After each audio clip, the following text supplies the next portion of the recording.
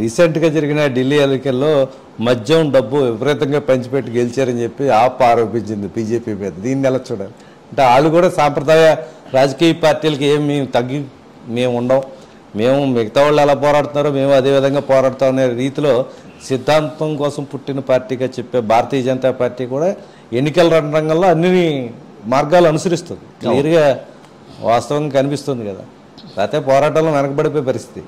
ఈరోజు అనేక దశాబ్దాలు శతాబ్దానికి పైగా చరిత్ర ఉన్న కాంగ్రెస్ పార్టీకి 0 సీట్స్ వచ్చాయంటే ఆ స్థాయికి తీసుకెళ్ళిన వాళ్ళు పూర్తిగా ఫార్ములా పట్టుకునే వెళ్తున్నారు కదా. ఇప్పుడు మారింది కదా వాళ్ళది. ఎలా చూడాల్సి ఉంటుంది? ఆమ్ ఆద్మీ పార్టీ అనేది ఏంటంటే ఆనాడు అన్నా హజారే కాన్సెప్ట్ని హైజాక్ చేసి పుట్టినటువంటి పార్టీ. విచిత్రంగా ఆమ్ ఆద్మీ పార్టీలో నేను కూడా దగ్గర నుంచి చూశాను ఆ పార్టీని. అందరూ కూడా ఎడ్యుకేటెడ్ సైకోస్గా ఉంటారు. లేమెన్ సైకో అవటం వేరు, ఎడ్యుకేటెడ్ సైకో అవటం వేరు.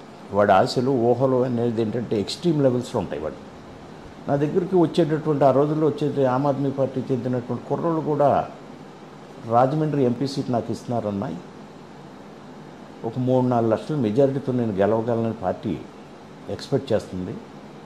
వీడు సైకిల్ మీద వచ్చేవాడు. అటువంటి సైకిల్ ఉన్నారు పార్టీలంతలో కూడా. నేను చాలామంది చూశాను. సోమనాథ్ భారతి నాతో చాలా టచ్లో ఉండేవాడు. సోమనాథ్ భారతి అలాంటి వాళ్ళు కూడా అదే దృక్పథంతో అదే ఆలోచనతో ఉండేవాళ్ళు.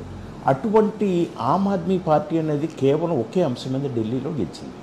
ఏంటంటే అక్కడ ఉన్నటువంటి చెత్తని తొలగించే కార్యక్రమాన్ని ఒక ఎన్నికల అంశంగా తీసుకొని తెల్లారుజామున 4 గంటలకే ఆ పార్టీకి చెందినటువంటి ఆడవాళ్ళు మగవాళ్ళు అందరూ కూడా కారుల్లో వచ్చి ఆ చెత్తనంతా పోగేసి ఒక చోట పెట్టి లేకపోతే తీసుకెళ్ళి డంప్ యార్డ్లో చేయించడం, ఇలాంటి కార్యక్రమానికి ప్రజలందరూ ఆకర్షితులయ్యారు. అబ్బో ఈ పార్టీ అసలు చీపుర్తో అంతా ఊడ్చేస్తుంది, ఈ దేశ రాజకీయాన్నే ఊడ్చేస్తుందేమో అనే భావంతో ఆమ్ ఆద్మీ పార్టీని అక్కడ ఉన్న వాళ్ళందరూ ఎడ్యుకేటెడ్స్ కాబట్టి, మనకులాగా గ్రామీణ ప్రాంతం కాదు కాబట్టి ఎడ్యుకేటెడ్స్ కాబట్టి బ్రహ్మాండమైన మెజార్టీతో గెలిపించేశారు వన్ సైడ్గా. సో ఫస్ట్ టైం వచ్చిన తర్వాత సెకండ్ టైం కూడా అదే ఆలోచనతో గెలిపించారు. మళ్ళీ కొంతవరకు బాగానే ఉంది. ఏదో స్కూళ్ళు గీళ్ళు ఏదో ఇంటర్నేషనల్ లెవెల్లో స్కూళ్ళను కూడా తీర్చిదిద్దుతున్నాడు, అది చేస్తున్నాడు, ఇది చేస్తున్నాడు, మెట్రోలు గిట్రోలు ఇవన్నీ చేస్తున్నాడు, బాగుంది.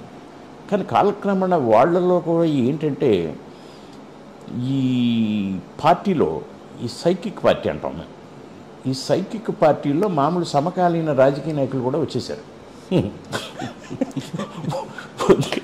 విచిత్రంగా ఉంటుంది. సమకాలీన రాజకీయ నాయకులు కూడా వచ్చేసేసి ఇంక వాళ్ళు ఏంటంటే వాళ్ళ పని వాళ్ళు చేసుకుంటున్నారు. ఈ పరంపరలో ఏంటంటే తీసుకెళ్ళి కవిత లిక్కర్ కేసుల్లో అరవింద్కి రజ్జీవాల్ గారిని ఇన్వాల్వ్ చేశారు. అంటే చెత్తను పోగేసుకున్నారు అనమాట. ఇన్వాల్వ్ చేశారు, కవిత ద్వారా ఇన్వాల్వ్ చేశారు. సౌత్ ఇండియా ఏదో లిక్కర్ అసోసియేషన్ ద్వారా ఇన్వాల్వ్ అయిపోయారు వాళ్ళు. ఇన్వాల్వ్ అయిపోయిన తర్వాత ఇందులో ఉంటే కిక్ బ్యాక్స్ అన్నీ కూడా 100% కరెక్ట్, 100% కరెక్టు. దాని మీద చాలా జాగ్రత్తగా ఏంటంటే సెంట్రల్ గవర్నమెంట్ ఢిల్లీ హెడ్ క్వార్టర్స్లో ఉన్నటువంటి బీజేపీ ఎందుకు చూడకుండా ఉంటుంది వీళ్ళ అమాయకత్వం కాకపోతే? ఇప్పుడు వేరే రాష్ట్రాలు అవినీతి జరిగితేనే సిబిఐ ఈడీ ఇవన్నీ కూడా దాడి చేస్తాయి. అటువంటిది కేంద్ర రాజధానిలో దేశ రాజధానిలో జరిగే ఇటువంటి స్కామ్లు వాళ్ళు ఎందుకుండా చూడకుండా అంటారు? అందుకని అంటాను వాడు సైకిక్స్ అని. వాళ్ళకి ఆలోచన విధానం ఉండదు. వాడు అనుకున్నది కరెక్ట్ అనుకుంటాడు వాడు.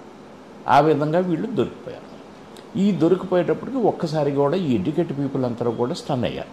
ఇదేమిటి ఎంత నిజాయితీ పరుడు అనుకున్నాం, ఇటువంటి వ్యక్తులు కూడా ఈ రాజకీయంలో ఈ విధంగా చేశారు, వీళ్ళకంటే ఈ దేశాన్ని నిర్మిస్తానని మన ముందుకు వచ్చిన నరేంద్ర మోడీ కరెక్ట్ అని చెప్పేసి మొత్తానికి అక్కడ రాజకీయాన్ని మార్చిపారేశారు.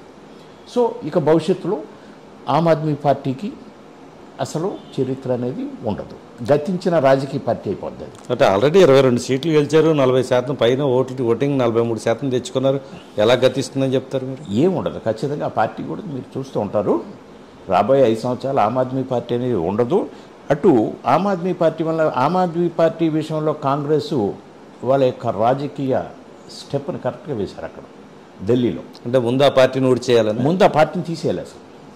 ఎందుకంటే వాళ్ళ వలన వాళ్ళు పంజాబ్లో నష్టపోయారు, గుజరాత్లో నష్టపోయారు, రాజస్థాన్లో నష్టపోయారు, గోవాలో నష్టపోయారు. హిమాచల్ ప్రదేశ్లో నష్టపోయారు. ప్రతి చోట కూడా వీళ్ళు వెళ్ళి అక్కడ కాంగ్రెస్ ఓటు బ్యాంక్ని కొలగొడుతున్నారు. అంటే మేము పోతే పోయే ఇల్లు కూడా పోవాలండి. అసలు ముందు వీళ్ళని తీసేస్తే అసలు స్ట్రైట్ ఫిట్ అయిపోద్ది మనకి అనే ఉద్దేశంతో కాంగ్రెస్ వాళ్ళు వీళ్ళని తప్పించారు. చాలా చక్కగా ప్లాన్ చేశారు, చక్కగా వీళ్ళు అవుట్ అయిపోయారు. సో ఆమ్ ఆద్మీ పార్టీ అనేది భవిష్యత్తులో కూడా కాంగ్రెస్ పార్టీ దీన్ని లేపేయటానికి ఈ విధమైన ప్రయోగాలే చేస్తుంది. ఎందుకంటే 100 సంవత్సరాల క్రితం పుట్టిన పార్టీ, వీళ్ళందరూ కూడా దాని ముందు పిచ్చి మొక్కలు. ఈ పిచ్చి మొక్కలను ఎలా పీకేయాలో వాళ్ళకి తెలుసు. ఆ విధంగానే ఢిల్లీలో పీకారు వీళ్ళు. సో ఏం ఉండదంటారు భవిష్యత్తు? అసలు భవిష్యత్తే ఉండదు ఆమ్ ఆద్మీ పార్టీ. ఇప్పుడు రేపు నుంచి వీళ్ళు మిగిలిన 22 మంది ఎంతకాలం ఉంటారో ఒకసారి మీరు చూద్దరు కానీ